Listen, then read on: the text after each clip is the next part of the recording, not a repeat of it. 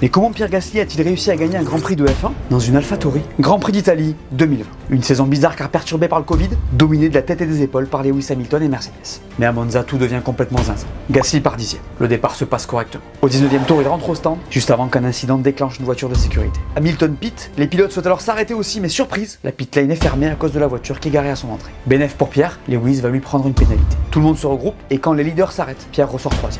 La course est relancée, mais nouveau rebondissement. Leclerc s'écrase dans la parabolique. Drapeau rouge, les pilotes ont le droit de changer de piste. Ce sera un départ arrêté, avec Hamilton pénalisé devant Stroll et Gasly. La course est relancée. Hamilton serre sa pénalité, Stroll rate complètement son départ. Gasly hérite de la tête de la course. Mais rien n'est joué. Derrière, Carlos Sainz revient à toute vitesse. Sa McLaren est plus rapide. Il remonte. 4 secondes, 3 secondes, 2 secondes. Dernier tour. Sainz est dans le DRS de Pierre, mais il résiste. Il défend chaque mètre, il zigzague même, il se bat avec tout ce qu'il a. Et là, accélère.